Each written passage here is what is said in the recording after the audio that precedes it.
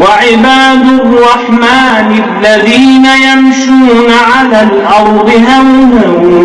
وإذا خاطبهم الجاهلون قالوا سلاما والذين يبيتون لربهم سجدا وقياما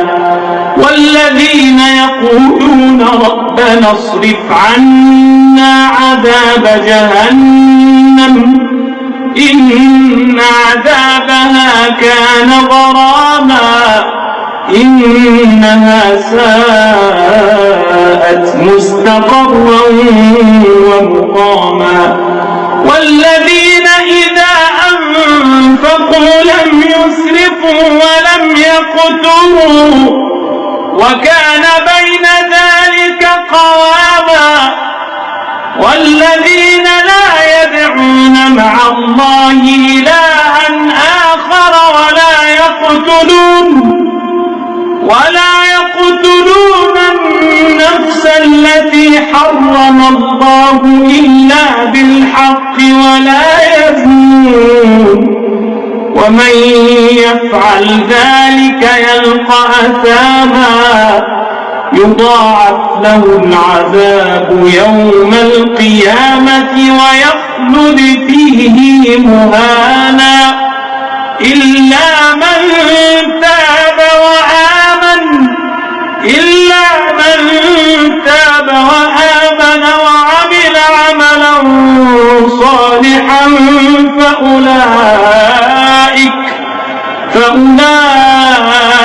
يبدل الله سيئاتهم حسنات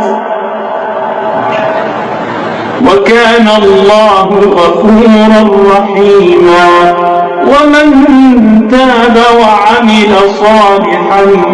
فإنه يتوب إلى الله متابا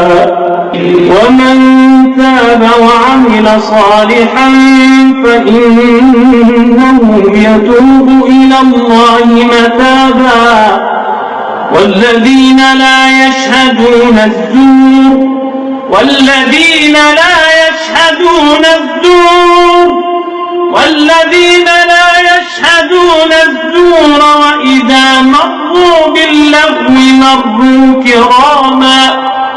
والذين إذا ذكروا بآيات ربهم لم يخروا عليها صما وعميانا والذين يقولون ربنا هب لنا من أزواجنا وذرياتنا قرة أعين واجعلنا للمتقين إماما أولئك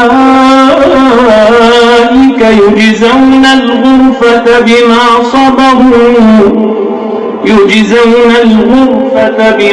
صبروا ويلقون فيها تحية وسلاما خالدين فيها حسنت مستقرا ومقاما قل ما يعبأ بكم ربي لولا دعاؤكم فقد كذبتم فسوف يكون لزاما.